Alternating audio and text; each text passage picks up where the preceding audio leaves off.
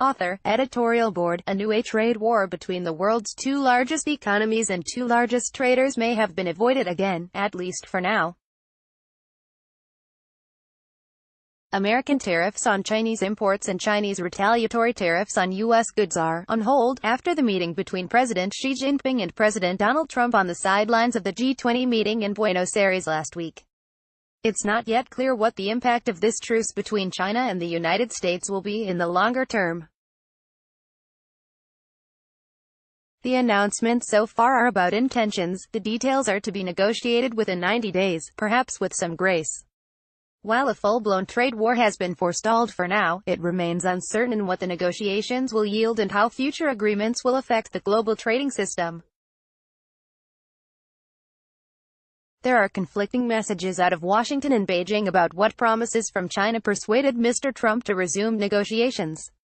There's been talk of drastic cuts in Chinese auto tariffs and massive Chinese purchases of U.S. energy and agricultural commodities to close the gap in the U.S.-China bilateral trade deficit. President Trump and his team appear committed to the objective of shrinking the bilateral trade deficit. As misguided as that policy objective might be for the United States, how the negotiations will proceed and in what manner they might differ from negotiations that have preceded them is not yet clear. How the bilateral balance issue is dealt with will still be the critical test. It seems that fewer and fewer people around the world are itching for a trade war. Global markets signal more clearly every day that a Trump-induced trade war is bad for the global economy. Support for open trade, even in the United States, has returned to an all-time high. The advocates of deglobalization seem to be in retreat at the first sight of blood. Mr. Trump's tariffs don't target trade alone. He may be fixated on the United States' bilateral trade deficit with China, as Yukon Huang points out, but the U.S. business community gripes about China's unfair foreign investment practices. And Washington's geostrategists agonize over China's intentions to become a major technological power threatening U.S. dominance. All three concerns together mean that, for China, managing the relationship has become a whole lot more difficult. As Carrie Brown explains in the first of East Asia Forum's Year in Review series, which analyses developments and prospects around our region, 2018 may well be remembered as the year when the hard times begun. Mr. Trump has presented unexpected challenges to the Chinese leadership, but he's been far from China's only problem over the year. Xi Jinping's emergence as a strong leader with ambitions for China's great national revival confronts the rest of the world and the United States in particular. Messages about where China is heading to great nation status by 2021, how it will get there, strong political control and party discipline, as well as state enterprises in a hybrid market economy, and why it is doing this, to have a powerful country never again victimized by the outside world, are being read as an ideological challenge. On top of this, Brown notes, the country is suffering further reputational damage because of the gargantuan security crackdown in Xinjiang, and evidence of repression has never been stronger. Is the strength of President Xi's international influence for real? Can he really enforce positive change that embraces China's new diplomatic circumstance in the world as well as its own brittle economic and political transition?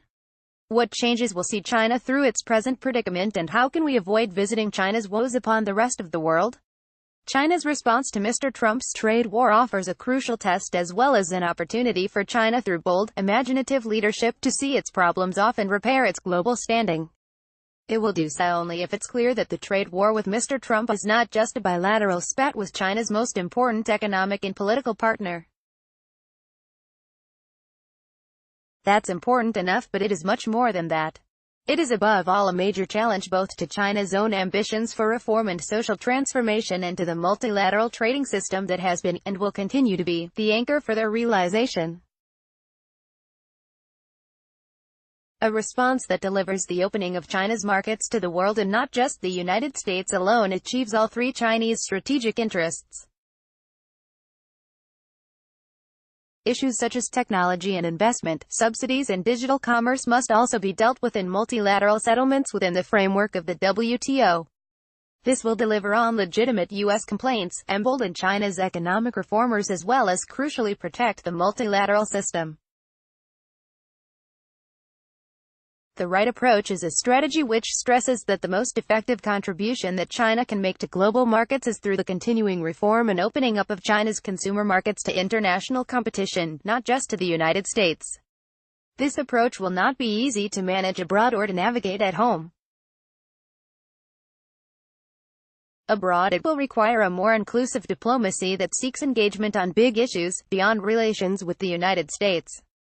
At home it confronts the Chinese leadership with the impact of more openness on their monopoly of political and economic power. There are signs that China's diplomatic repositioning, even with the United States' closest allies, has already begun. On the domestic front, China's leaders have been sending pro-reform signals to the business community, but these assurances are yet to be followed by concrete steps and their longer-term economic and political consequences fully digested.